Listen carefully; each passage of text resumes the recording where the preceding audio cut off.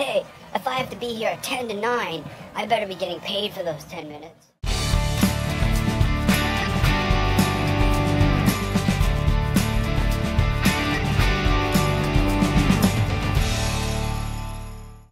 Alright everyone, so here it is, another video. Kevin here in Japan to talk to you a little bit about expectations when coming abroad to teach in Korea or Japan. Okay folks, so you have made your way to South Korea to teach English. You have made your way to Japan to teach English or to work at some sort of private school.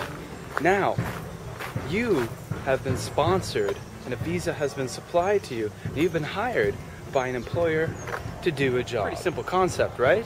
Well, maybe not for everyone. The person that hired you to come and teach English at their school has really dished out a lot of money and is putting a lot of high stakes in having you come to their country to teach and be a successful teacher. You're now the employee of their business, and to be honest, the main reason why you're there is to put butts on chairs. If you're a good teacher, students like you, parents like you, they're going to come to the school, they're going to pay money to study English there, and your employer is going to make a profit. That's the reality of private education anywhere. Sadly, there's a lot of people who come abroad every year from Canada, America, the UK, Australia, Ireland, South Africa, wherever it may be, who don't think it's fair that they have to work hard.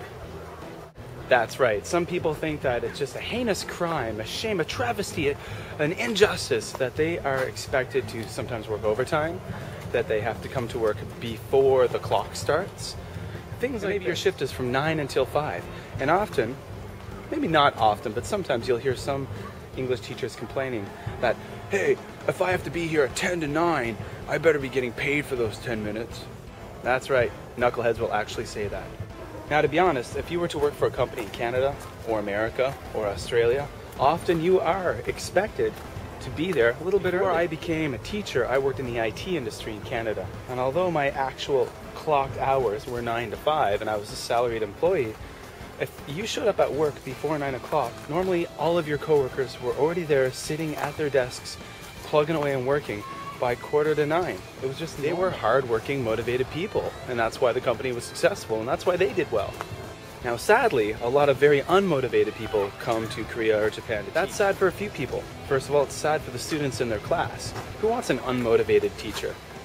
It's also sad for their employers. Their employers are paying them a monthly salary. In the case of Korea, they've supplied them with a visa, they've paid for an airplane ticket to Korea, and they're paying rent on an apartment for this teacher. Now, if that employer hires a teacher who doesn't want to work hard, who complains a lot, well then guess what? That employer has lost. What do I mean when I say earn your keep? Earn your keep. It means work hard. To be a good teacher in your own country, your native country, you would have to work your butt off. If you want to be successful at any job, where it be in the IT industry, the service sector, anything like that, you have to work hard to be successful. If the school is asking you to do extra prep work, to do extra research for lessons, to go to a bookstore and find out, to research textbooks, to do things like this. These are just normal, everyday expectations of teachers anywhere in the world. They're not picking on you. Now, maybe the reason why you came to Asia was because you wanted adventure. You wanted to travel. You wanted to explore Korea. You wanted to explore Japan. You wanted to use it as a base country, a jumping off point to travel to other countries. That's great that you have these adventure plans. But the company that hired you didn't hire an adventurer. They didn't hire someone who's going to be able to travel and have a lot of free time and have fun on Wednesday nights after work or Thursday nights after work. They hired someone to teach students in their school. Now guys, I'm not trying to be a party pooper. I'm not trying to be a wet blanket here. I'm just saying that when you want to do well in a job, people, you got to work hard. And the people that hire you for a job in Korea and Japan, just like any other country in the world, they expect you to work hard. Of course, there's other factors. Maybe there are people who have trouble dealing with the culture. Sometimes there are legitimate gripes. Sometimes people do work for dodgy companies and companies that are shady and, maybe do treat you poorly. No doubt about that at all. But that's not usually the case. As a teacher coming to Asia, if you're willing to work hard, be open-minded, earn your keep, you're going to do well. And your coworkers, the principal of the school hired you, people will like you and you'll get along with folks.